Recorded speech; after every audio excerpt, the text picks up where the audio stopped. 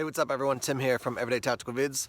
Today we're going to be talking about this right here, which is the, I believe it's called Iunio or Iunio folding shovel survival tool. So this is a 38-inch long folding shovel, and it's got a bunch of different kind of emergency survival tools built into this. I had my buddy Blaise review a similar shovel on this channel probably 6-8 months ago. But this company reached out to me and said, hey, do you want to check this out? And I thought, you know, he had a chance to look at that one. I would actually put this one through the paces and test it out.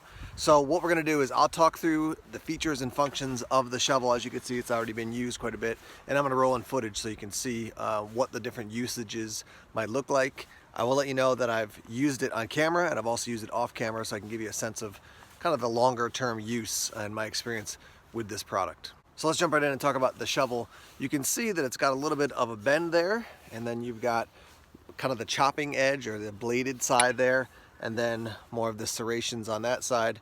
We do have a bottle opener there, and then you've got these two holes, which I'll just show you there real quick. Yeah, I guess you can see that now. Yeah, a little bit. Anyhow, those are, I mean, you could use it as a wrench. So just as far as the digging end, one of the biggest wins of this thing is that it's 38 inches long. So your average, folding shovel or entrenching tool, even like the cold steel shovel, which is a good shovel, but it's, it's probably comes up to about here, and so you've got double the length.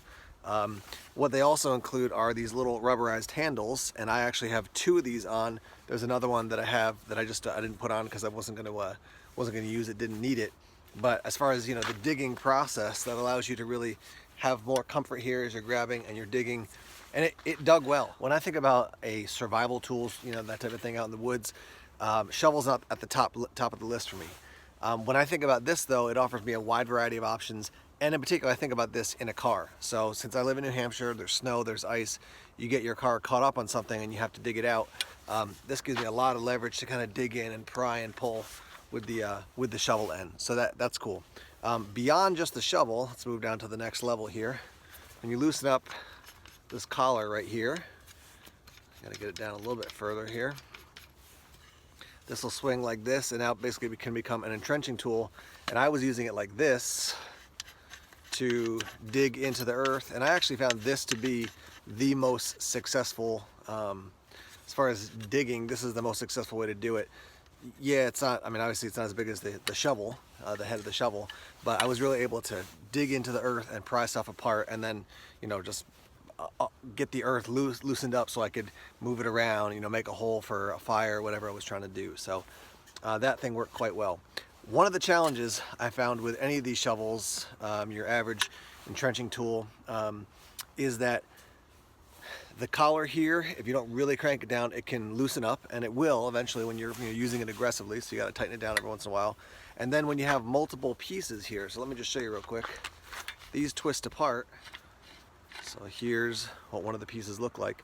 And if you wanted to, you could take one of these and then just put the head of the shovel on. So you can have it be the 38 inches. You can have the various different sizes that you might want to set up for different uses with the shovel and this tool overall. Let's go back to talking about the shovel head as far as the saw edge and the chopping edge. It's not going to work like a machete, an axe, anything that's a primary, that's built to be a cutting tool, but it can get some work done. I would prefer, if you're going to use it in that way, I wouldn't have the long handle, and I would put a shorter section of the handle on, so you could actually do that. The issue with the saw, and this is true for anything, when it's like a saw blade on the back of the spine of a knife, something like that, is just your length of pull. So, with a full-size saw, you can really push and pull. With this, you have a very short amount of pushing and pulling you do with the saw teeth. So you can use it if you had to. I feel like if you're going to cut something with this saw, you might just want to focus on chopping it with that edge right there. This edge came mildly sharp, not extremely sharp, but obviously you want to be careful because you don't want to cut yourself or hurt yourself. And inevitably, when you are digging, it's going to dull up the edge if you're digging into dirt and rocks and things like that. So that's just kind of the give and take, things you got to be aware of with this tool. What we're looking at here is basically the far end of the handle of the shovel. I have loosened it up. First thing I'll show you is that there's a flashlight there. You do have to put your AA battery in, but twist it and you have high, and then I think a strobe or a beacon. So strobe warning here. Let's see, it's coming up in a second. Yeah, so there's your kind of flashing beacon strobe, and then a low, and then a high setting, which is kind of cool. Again, to have that in the base of the knife, you can see in there, that's where the battery is. This is also, that can function as a glass breaker, and then you can take this section off, and you can see you've got your drivers, and so you can, there's actually basically a screwdriver that you can put these bits in to use them. And then there was also a wire saw wrapped around here, which I've taken off. It's a little bit hard to get back on, but I'll roll in footage here so you can actually see what it looks like to use the saw.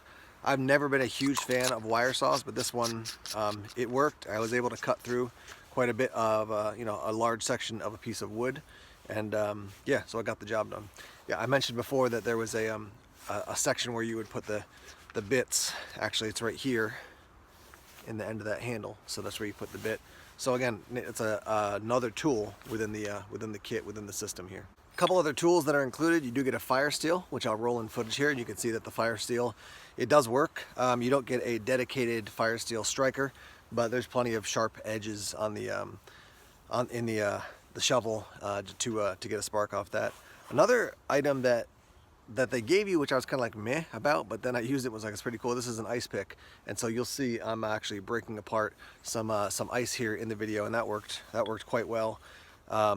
Easier to actually use the ice pick to do that than to use the shovel or the you know, basically the spike or the kind of other side of the entrenching tool. This is another item that you get. This is a knife, so you do have a kind of a saw back there on the back side, and then you have the edge, the knife portion right there. It is metal, and now you've got it in a metal handle like this. It doesn't make it full tang. Obviously, the tang ends pretty much right there when you screw it in. So this is how it works. Unscrew it, and then you can see, I mean, there's a lot of threads, but still, that doesn't make it into a full tang knife. But that's a nice big handle to hold on to, which is good. I was able to feather stick with it. If you had to, you could use the blade here to strike your fire steel, which is a plus as well. So basically what you're seeing is you've got a lot of different tools within this system. None of them is going to be a dedicated, like, this is just a shovel, just a saw, just a knife. It's all these things combined into one, but that gives you a lot of options in one very small, relatively compact kit. So what I want to do now is actually show you what it looks like when you break it down and put it in the carrying pouch, which is included. And then I want to let you know what my thoughts are on this as far as, should you purchase it? What would you use it for if you did purchase it? And yeah, then we'll wrap up the video. All right, so here's what it looks like when it's all broken apart. I've got basically half of the contents there, half on this side. Close this up, zip it up like this. And you've got it in this tiny little pouch. It does have some webbing on the back, so you could attach to a belt if you wanted to. It's got a little pouch here in the front as well to store some more gear or to store the instructions as well. So, you know, from 38 inches, almost 40 inches, down to something this small. Pretty impressive, I think. So here's your instructions that come with the shovel. Let me just go through, you know, the official things that they list here. So as far as the functions, you can dig, you can trench, it's got a wrench, you can chop, you can chip, which is a little bit of a stretch, I think, but you can saw with the edge of the shovel, you can saw with the wire saw. They say it's a shield as well.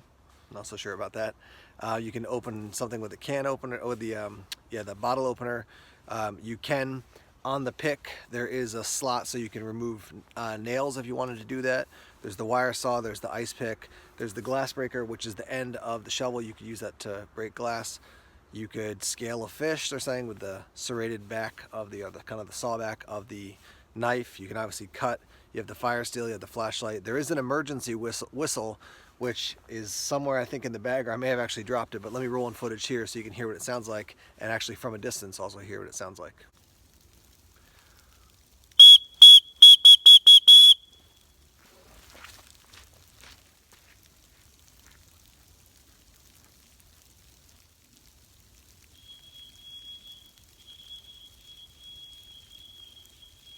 I want to also mention that there is a compass, and I'll roll in footage here so you can see what that looks like. It's small, but it does work. It did function for me as I moved around and tested to make sure that it would point to north. It was definitely doing the job. Let me offer some final thoughts here.